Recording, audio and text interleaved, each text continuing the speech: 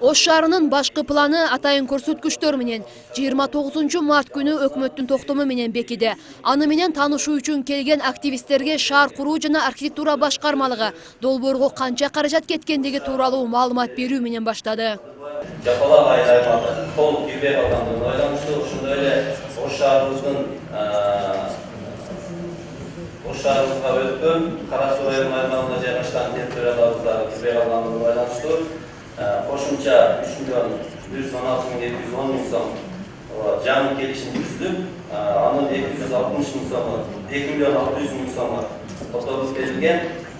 Ош шаарынын башкы планын иштеп чыгып, ага жараша курулуштарды куруу демилгеси 2007 жылы көтөрүлгөн.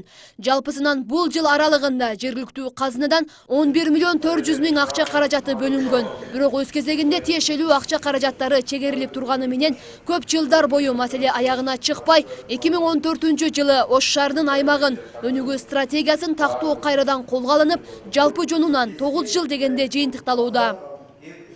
Кечигип атат. Эртең күнү сиз айткандай, эгерде калктын саны кескин түрдө өсүп кете турган болсо, анда генералдык планды кайра карап чыгып, корректура кылып, өзгөртүүлөр киргизип туруш керек.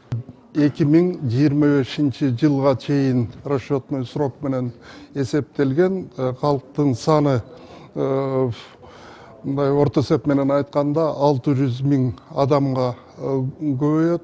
Башкы планда жалпысынан 3 чек ара көрсөтүлгөн. Биринчиси Ош шаарынын азыркы абалы, экинчиси шаарга жакын жайгашкан Кара Суу районуна караштуу аймактар, жана үчүнчүсү шаардын өнүгүү өсүү графиги үстүртөн бекитилген. Башкы план менен шаарда көзгө басар эмне өзгөрүүлөрүн так түшүнбөгөн эл өкүлдөрү адистерге суроо узатышты. Ушул ген план кабыл алынып, ишке киргенден баштап Ош шаарынын эли ушул план кабыл алынгандыгын сезе алабы? Эмнеден сезет? Башкы пландын кабыл алынышы боюнча шаардын эли сөзсүз түрдө бул өзүнүн ыңгайлуулугун сезе алат. Себеби биз азыркы учурда ар бир чечимди кабыл алганда ушул бекитилген башкы пландын негизинде чечим кабыл алабыз. Башкы планды көрсөткөн бүгүнкү жыйында конкреттүү шаар аймагы канча километрге кандай жол менен кеңейет, так маалымат айтылган жок. Тургундар өзгөрүүнү сезет деген менен азырынча деталдык пландоо иши баштала элек. Архитектура кызматкерлери болсо, буга акча каражаты бөлүнсө гана кайсы аймакка кандай өзгөрүүлөр кирери каралат дешет. План деталдоо долбоору бул атайын көлөмүнө иштелген территория көлөмүнө жараша болот. Биринчи биз азыркы учурда шаардын борборунун пландык деталдоо долбоорун кайрадан карап чыгууну карап атабыз. Биздин азыркы негизги талап шаардын борборун иретке келтирүү, ошол жерде башаламан жайгашкан имараттарды иретке келтирүү, жолдорду чоңойтуу, пробкалар, автотыгындарды азайтуу болуп эсептелет. Ал эми башкы пландын 9 жылга чейин созулгандыгын сынга алган эл өкүлдөрү бул убакыт ичинде көп жерлер менчиктештирилип кеткендигин, эми аны кайра мамлекетке өткөрүү үчүн миллиондогон акча каражаты сарпталарын билдиришет. План детальный планировка. Ал эгер экинчи этап болуп келишим түзүлүп, ал башталгыча дагы бир 10 жыл өтүп кетсе, мындайча айтканда иш кагазы бүткүчө жер калбай калат.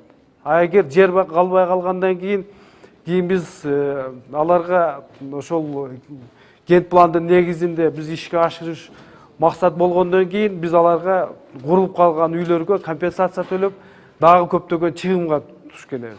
Ош шаарынын учурдагы аймагы 16 миң гектарды түзөт.